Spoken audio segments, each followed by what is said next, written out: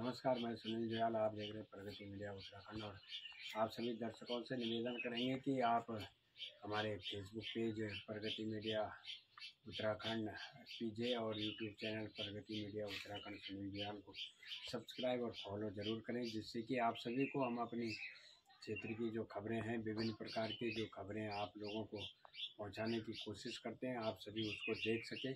और हमारा जो नोटिफिकेशन का आइकॉन का बटन है उसको ज़रूर आप लोग दबाएं। मेरे साथ मेरे बालक हैं ऋषभ जयाल। इनसे जानते हैं कि उत्तराखंड में जो पलायन हो रहा है, क्योंकि 11वीं क्लास में ये पढ़ते हैं पीएम श्री राजकीय इंटर कॉलेज मेंढकाल में। और आज इनका हम पहला इंटरव्यू लेने की कोशिश कर रहे हैं। हम जिस जगह पे आएंगे ये अभी बताएंगे आपको कि हम इस समय कहाँ हैं, और इस जगह को लेकर हम आज इनसे जानकारी लेना चाहेंगे, कि बताना चाहेंगे कि क्यों यहाँ से लोग पलायन कर रहे हैं। जी ऋषभ जयाल, आपका हमारे चैनल पे बहुत बहुत स्वागत, अभिनंदन। आपने देखा अभी हम यहाँ पर आए, तो मैं समझता हूँ कि आपको पहले हमारे दर्शकों का अपना थोड़ा सा परिचय देना पड़ेगा। जी, मेरा नाम ऋषभ जयाल है। मैं कक्षा 11 में पढ़ता हूँ। मेरे विद्यालय का नाम पीएम श्री राजकीय इंटर कॉलेज मेंढकाल है और मैं मेंढकाल में ही रहता हूँ। जी, तो अभी आप बताएंगे कि यहाँ पर जो उत्तराखंड में जो पलायन हो रहा है इसका क्या कारण है। और इस समय आप जो आपने बोला कि मैं अपने आपके चैनल के माध्यम से लोगों को थोड़ा सा जानकारी देना चाहता हूँ, और सरकार से भी निवेदन करना चाहता हूँ यहाँ के बारे में। उत्तराखंड के जो पहाड़ी ज़िले हैं, थोड़ा मोबाइल सीधा रखिए आप। तो ऐसा क्या है आपके मन में, क्यों आपने ऐसा सोचा कि थोड़ा आज बताना ज़रूरी है? मुझे लग रहा है क्योंकि मैं अभी यहाँ पर आया हूँ, तो मैं ग्राम भोजनी में आऊँ। यहाँ मेरे नाना जी का गाँव है। तो यहाँ टीवी गढ़वाल और उत्तरकाशी की सीमा पर स्थित है।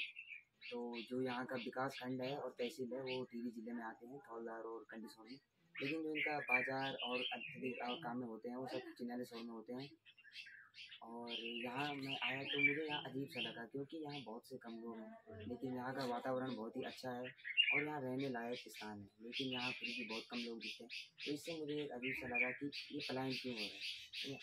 तो आपने देखा है कि जब आप अभी वहाँ खेतों में गए, अपने नाना जी के खेतों में गए, तो आपको ऐसा क्या लगा कि यहाँ लोग पलायन कर रहे हैं, क्यों कर रहे हैं? पलायन के यहाँ पर कुछ ही मुख्य कारण है, जैसे शिक्षा का हो गया, स्वास्थ्य हो गया। और यहाँ पर जो स्वास्थ्य में बहुत यहाँ पर वो है, बहुत सी कमियाँ हैं स्वास्थ्य में। यहाँ पर जो जैसे अस्पताल है, सरकारी अस्पताल, ऐसा नहीं है कि अस्पताल बहुत है, लेकिन अस्पताल में सुविधाएं कम है। अस्पताल में अगर कोई भी व्यक्ति अगर कोई बड़ी बीमारी से लेकर चला जाता है तो उसे रेफ़र कर दिया जाता है। अगर वह व्यक्ति स्वस्थ है तो वह रेफ़र कर दिया जाए तो वह उसके लिए ठीक है, क्योंकि वो चला जाता है। लेकिन अगर कोई व्यक्ति इमरजेंसी में है, उसकी तबीयत अत्यधिक खराब है, लेकिन फिर उसके बाद उसे रेफ़र किया जाए, तो कई बार ऐसा होता है कि पीड़ित व्यक्ति की मृत्यु हो जाती है और वह सही स्थान पर नहीं पहुँच पाता। तो इसलिए ज़्यादातर लोग पलायन करना पसंद करते हैं। देहरादून, ऋषिकेश आदि शहरों में जाना पसंद करते हैं, क्योंकि वहाँ अस्पताल है। यहाँ के सरकारी अस्पताल उतने विकसित नहीं है जहाँ के उतने प्राइवेट अस्पताल विकसित हैं। वहाँ प्राइवेट अस्पतालों में जाओ तो वहाँ छोटी सी बड़ी बीमारी का इलाज हो जाता है, लेकिन यहाँ सरकारी अस्पतालों में बड़ी बीमारी का इलाज नहीं होता, जिससे भी लोग ज़्यादा पलायन का वो करते हैं कि हम यहाँ से जाकर किसी अच्छे शहर में बसें जहाँ हमारे स्वास्थ्य के लिए कोई खतरा ना हो। ऋषभ जी, हमने जब अस्पतालों में पता भी किया इस बारे में, जैसे कि आपके नज़दीक का CSC कंडीसौर है, छाम, और जो चिन्यालीसौर है, तो यहाँ पर जो हमें जानकारी मिली है कि जो डॉक्टर हैं बहुत अच्छे डॉक्टर आ रखे हैं, लेकिन उसके बावजूद जो सुविधाएं शायद वहाँ उपलब्ध नहीं हो पाती। जैसे कि ट्रामा सेंटर बना है वहाँ अल्ट्रासाउंड की जो सिस्टम है वो नहीं है, मशीन, और एक्सरे की मशीन भी नहीं है वहाँ। लेकिन अभी सुनने में आया कि एक्सरे की मशीन वहाँ स्वीकृत हो गई। तो इसी प्रकार से जैसे 44 और सरकारी अस्पताल है वहाँ अल्ट्रासाउंड मशीन है, एक्सरा मशीन है, तो उसके बावजूद भी लोगों को रेफ़र कर दिया जाता है। क्या इतनी बड़ी बीमारी है यहाँ के लोगों के अंदर की उनको तुरंत आते ही और उनका पर्चा भरा और उनको रेफ़र कर दिया? यहाँ के जो लोग हैं उनमें कोई बीमारी नहीं, ये अस्पताल की कमी हो सकती है। जहाँ के डॉक्टर इतने विकसित तो डॉक्टर होते हैं, लेकिन उतना पूरा सामान उपलब्ध ना हो जिससे कि वो पीड़ित व्यक्ति की पूरी स्वास्थ्य ठीक हो पाए। क्या पता थोड़ा सा सामान उपलब्ध हो और व्यक्ति पूरा ठीक ना हो पाए। तो इसलिए वो रेफ़र कर देते हैं, इसलिए वो वहाँ उनकी जांच नहीं करते हैं ज़्यादा कि मैं इनका थोड़ा उपाय करूँ, इसलिए वो उन्हें तुरंत रेफ़र कर देते हैं कि आप किसी बड़े हॉस्पिटल में दिखाएँ, जिससे कि पीड़ित व्यक्ति को बहुत ही नुकसान होता है, कभी-कभी तो उनकी जान भी चली जाती है।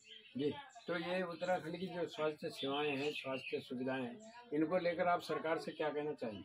मैं सरकार से ये कहना चाहता हूँ कि जितने भी सरकारी अस्पताल हैं वहाँ पर पूरा सामान उपलब्ध कराया जाए, वहाँ पर छोटी से बड़ी मशीनें पूरी उपलब्ध कराई जाए और डॉक्टरों की पूरी नियुक्ति की जानी चाहिए।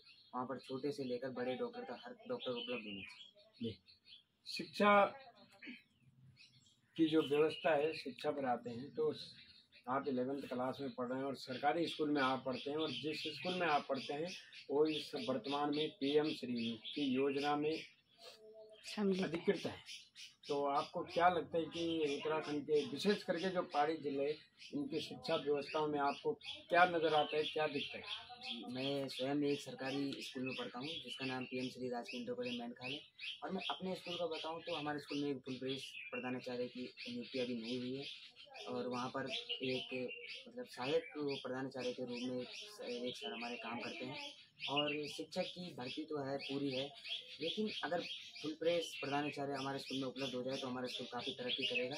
फुल प्रेस प्रधानाचार्य के ना होते हुए भी हमारा स्कूल बहुत ही तरक्की करता है, और बाकी स्कूल भी कर रहे हैं, तो आप सोच सकते हैं कि अगर फुल प्रेस प्रधानाचार्य हो तो वह कितनी तरक्की कर सकते हैं। और शिक्षकों की भर्ती होनी चाहिए, शिक्षक कई कई जगह है शिक्षक ही नहीं है, स्कूल बंद किए जा रहे हैं क्योंकि शिक्षक नहीं है, लोग अपने बच्चों को बाहर ले जा रहे हैं क्योंकि यहाँ शिक्षक नहीं है, पढ़ाई का कोई इतना वो नहीं है। तो इसलिए पेरेंट्स हमेशा ऐसा सोचते हैं कि हमारे बच्चे का भविष्य अच्छा हो, इसलिए वो अपने बच्चों को बाहर ले जा रहे हैं, क्योंकि बाहर की शिक्षा अच्छी है। वहाँ अगर 6 विषय हैं तो वहाँ 8 टीचर होंगे, क्योंकि 2 कभी नहीं आए तो 2 की जगह कोई और आ जाएंगे।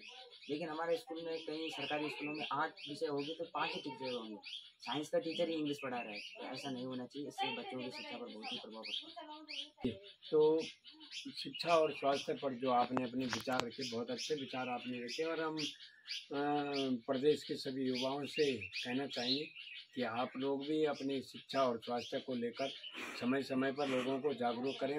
जी, आपने 2 मुद्दों में बहुत अच्छी बात की हमारे साथ, और हमारे दर्शकों को भी आपने बताया कि इस प्रकार की जो सरकार की योजना है और किस प्रकार की पहाड़ों में ज़रूरत है। तो और कुछ आपके मन में ऐसा कुछ पलायन को लेकर, जो पलायन रुकने की कुछ प्रदेश में आस रहे कि पलायन रुके और लोग अपनी खेती बाड़ी करें, तो इसको लेकर आप कुछ और कहना चाहेंगे? ये पलायन में है, पलायन में बिजली भी एक बड़ी महत्वपूर्ण भूमिका निभाता है, क्योंकि मैं आज यहाँ आया तो मैं 1 बजे यहाँ आ गया था और 5 बजे अभी लाइट आ रही है। दिन का समय आप देख सकते हैं गर्मी कितनी हो रही है, लोग पंखे नहीं चलाएंगे तो लोग क्या करेंगे। तो जो ये है तो हमारे यहाँ पर टीरी डैम बना है, टीरी डैम मैंने सुना है टीरी डैम जो बना होगा उस समय तो मैं पैदा भी नहीं हुआ, लेकिन जो कहा जाता था कि जब टीरी डैम बना तो कहा गया था लोगों को कि टीरी डैम से टीरी लोगों का फायदा होगा, लेकिन जब टीरी डैम बनाया तो इससे टीरी का कम और अन्य राज्यों का ज़्यादा हो रहा है, जिलों का ज़्यादा हो रहा है। यहाँ टीरी में शायद 1 यूनिट की कीमत शायद 3 रुपये के लगभग होगी, लेकिन दिल्ली में 3 रुपये से 7 रुपये, टीरी में 3 रुपये से 7 रुपये है, दिल्ली में 3 रुपये है, जिससे कि बिजली का, और जिससे कि इसका ज़्यादा फायदा दिल्ली के लोगों को मिल रहा है और टिहरी के लोगों को नहीं, जबकि टिहरी के लोगों ने इस डैम को बनाने के लिए अपने खेत मकान, किसी ने अपने मकान छोड़ दिए, किसी ने अपने खेत छोड़ दिए कि टिहरी डैम बन रहा है, हमारा फ़ायदा होगा, हमें बिजली मिलेगी, हमें सुविधा मिल, लेकिन वो सुविधा कम मिल पा रही है, जिससे कि वो भी एक प्लान का बड़ा ही मुद्दा बन सकता है। तो उसकी अगर आपने टिहरी के डैम की बात की है, तो टिहरी डैम को लेकर कई बार आंदोलन हुए, कई बार समय समय पर लोगों ने सामाजिक कार्यकर्ताओं ने, जनपद विभिन्न सामाजिक संगठनों ने भी आंदोलन किए। तो टिहरी डैम को लेकर हाई तराई मची हुई, कई बोलते हैं कि सरकारें रोजगार नहीं दे रही, चाहे वो भाजपा की रही, कांग्रेस की रही, किसी भी दल की रही, उससे कोई लेना देना नहीं है, लेकिन यहाँ रोजगार नहीं मिला लोगों को।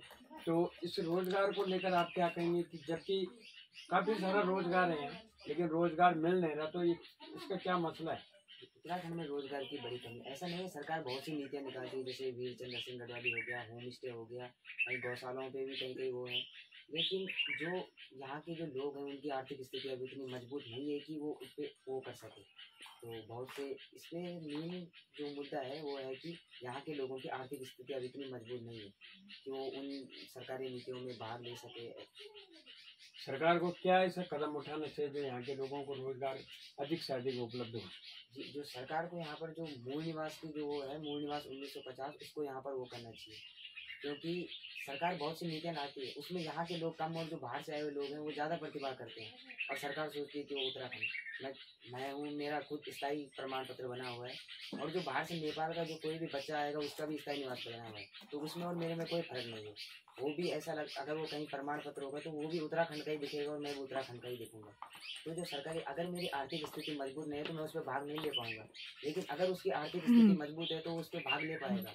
इससे कि सरकार सोचती है कि उत्तराखंड का विकास हो रहा है, लेकिन उत्तराखंड में जो बाहर से आए हुए लोग हैं उनका विकास हो रहा है। तो मूल निवास और स्थायी निवास का जो मुद्दा है, थोड़ा मैं चाहता हूँ कि आप हमारे दर्शकों को थोड़ा विवरण से बताने की कोशिश करेंगे कि ये मूल निवास और स्थायी निवास क्यों चाहिए और क्यों जरूरी है। स्थायी निवास ये है कि हम अभी कहाँ रह रहे हैं। स्थायी निवास का मतलब होता है कि हम अभी कहाँ रहे। तो जैसे मैं हूँ तो मेरा स्थायी निवास यहीं का बना हुआ है, तो अगर मैं कहीं कहीं कागज लगाता हूँ तो जो सरकार है उसको ऐसा लगेगा कि हाँ इनका स्थायी निवास यहाँ है। लेकिन जो मूल निवास है तो उसका मतलब ये होता है कि हाँ इनकी पीढ़ी दर पीढ़ी यहीं रहेगी। तो ये जो नेपाल से आएंगे, जो किसी अन्य देश से आएंगे, तो वो पीढ़ी दर पीढ़ी उनका मूल निवास यहाँ बनना मुश्किल होगा। लेकिन स्थायी निवास तो बन जाता है, अगर हम 1 साल यहाँ रह रहे हैं तो हमारा स्थायी निवास बन जाएगा। तो हमें मूल निवास के लिए आवाज़ उठानी चाहिए और सरकार को भी इस मामले पर ध्यान देना चाहिए कि मूल निवास यहाँ बने। तो जैसे कि खेती बाड़ी है, काफ़ी बंजर पड़ गई उत्तराखंड की खेती बाड़ी, क्योंकि जंगली जानवरों ने भी काफ़ी तराई मचा रखी है। लोग अपनी खेती बाड़ियों को जंगली जानवरों से सुरक्षित नहीं बचा पा रहे हैं, जो भी थोड़ा बहुत लोग कर रहे हैं। तो और दूसरा ये है कि उत्तराखंड में हमने देखा कि बाहर के लोग जो ठीक ठाक पैसे वाले लोग हैं वो इधर आ रहे हैं पहाड़ों में, और जो पहाड़ के लोग हैं वो कोई किसी बहाने से पलायन कर रहा है। तो वो लोग ऊपर आ रहे हैं, तो इसका कारण क्या होगा? उन लोगों को यहाँ पर ज़मीन भी दी जा रही, पैसे देके वो ज़मीन खरीद रहे, तो उसके लिए सरकार के पास ऐसी योजनाएं हैं। वो योजना है जिसकी मांग लगातार चल रही, लेकिन सरकार उस योजना को लागू नहीं कर रही। तो जैसे भू कानून वाली योजना, जी भू कानून तो होना चाहिए, क्योंकि जो बाहर से आए हुए लोग हैं उनकी आर्थिक स्थिति थोड़ा मजबूत रहती है, तो वो सरकारी नीतियों में भाग ले रहे हैं। जो सरकार की वो है कि हम उत्तराखंड में रोजगार दे रहे हैं, तो उत्तराखंड में रोजगार वो लोग ले रहे हैं जो बाहर से आ रहे हैं, उनकी आर्थिक स्थिति मजबूत है। अब जैसे होम स्टे हो गया, तो जो बाहर से आए लोग हैं उनके पास अगर थोड़ा आर्थिक स्थिति सही है और यहाँ की कम है, तो यहाँ का जो भी आदमी है वो उस पर भाग नहीं लेगा। जैसे ज़मीन खरीद ली उन्होंने ज़मीन खरीद ली, वो उस पर खेती कर रहे हैं, कोई कुछ कर रहे हैं, कोई सोलर प्लांट लगा रहे हैं, होम स्टे बना रहे हैं, तो उनसे उनका रोजगार चल रहा है और यहाँ के लोग बेरोजगार हैं। मैं इस वीडियो के माध्यम से सरकार को अवगत कराना चाहूँगा। माननीय उत्तराखंड प्रदेश के मुख्यमंत्री माननीय श्री पुष्कर सिंह धामी जी, आपसे निवेदन करेंगे कि उत्तराखंड में जो मूल निवास 1950 और भू कानून की